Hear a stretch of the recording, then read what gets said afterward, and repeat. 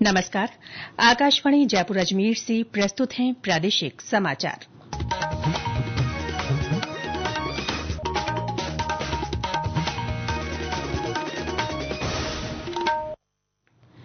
समाचारों के साथ मैं रितिका गुप्ता। प्रधानमंत्री नरेंद्र मोदी ने कहा है कि आतंकवाद के खिलाफ लड़ाई में सभी भारतीयों की एकजुटता देश की सबसे बड़ी ताकत है। उन्होंने सभी से मिलकर देश के सामने आई इस चुनौती का सामना करने के लिए संकल्पों को मजबूत करने का आह्वान किया। श्री मोदी ने आज आकाशवाणी के मन की बात कार्यक्रम में जम्मू कश्मीर के पहलगाम में 22 अप्रैल को हुए आतंकी हमले पर दुख व्यक्त करते हुए कहा कि इस वारदात ने देश के हर नागरिक को दुख पहुंचाया है। प्रधानमंत्री ने कहा कि सभी को एक राष्ट्र के रूप में दृढ़ इच्छा शक्ति का प्रदर्शन करना होगा।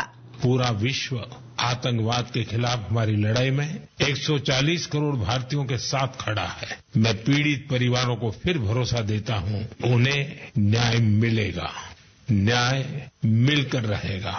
इस हमले के दोषियों और साजिश रचने वालों को कठोरतम जवाब दिया जाएगा।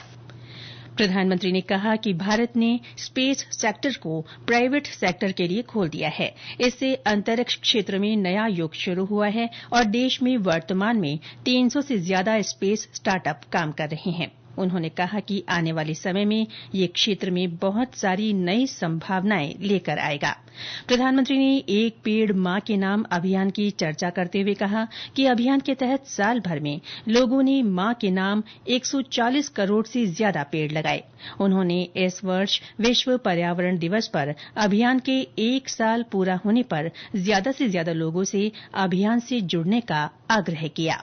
5 जून को विश्व पर्यावरण दिवस पर एक पेड़ मां के नाम अभियान के 1 साल पूरे हो रहे हैं।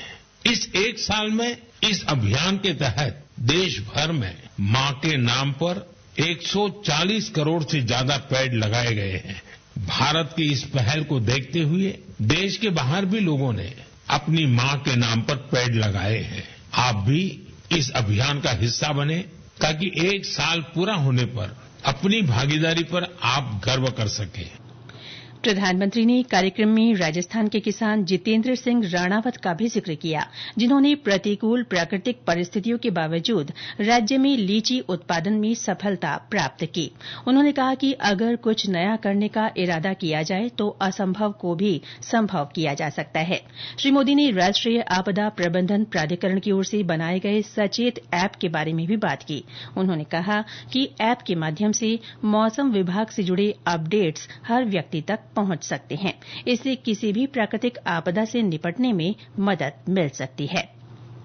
राष्ट्रीय अन्वेषण अभिकरण एनआईए ने गृह मंत्रालय के आदेश के बाद पहलगाम आतंकी हमले की जांच औपचारिक रूप से अपने हाथ में लेने की प्रक्रिया शुरू कर दी है। एनआईए की टीमें बुधवार से ही हमले की जगह पर डेरा डाले हुए है और उन्होंने सबूतों की तलाश तेज कर दी है।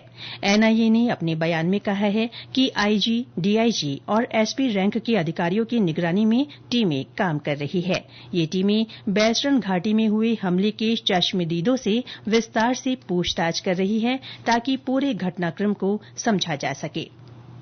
सिक्किम के राज्यपाल ओम प्रकाश माथुर आज अलवर दौरे पर हैं। उन्होंने विवेकानंद स्मारक में एक ट्रस्ट की ओर से आयोजित कार्यक्रम में शिरकत की। श्री माथुर ने ई गुरुकुल डिजिटल लाइब्रेरी कार्यक्रम के तहत 101 पुस्तकालयों की संकल्पना और 2 मोबाइल ई लाइब्रेरी का लोकार्पण किया। इस दौरान उन्होंने स्वामी विवेकानंद ई गुरुकुल का उद्घाटन भी किया, साथ ही पौधरोपण भी किया। कार्यक्रम में केंद्रीय मंत्री भूपेंद्र यादव और राज्य के वन मंत्री संजय शर्मा भी मौजूद रहे। कोटा में आज भगवान परशुराम के प्राकट्य महोत्सव के तहत शोभा यात्रा निकाली जाएगी। लोकसभा अध्यक्ष ओम बिरला इसमें भाग लेंगे। ये शोभा यात्रा शहर के विभिन्न मार्गों से होकर परशुराम वाटिका पहुंचेगी, जहां 251 दीपों से आरती की जाएगी। इस दौरान पहलगाम आतंकी हमले में जान गंवाने वाले लोगों को श्रद्धांजलि दी जाएगी। उधर भरतपुर में भगवान परशुराम जन्मोत्सव को लेकर कार्यक्रमों की आज से शुरूआत हो रही है। इसके साथ ही प्रादेशिक समाचार बुलेटिन समाप्त हुआ। हमारा अगला बुलेटिन शाम 6:30 बजे प्रसारित होगा। नमस्कार।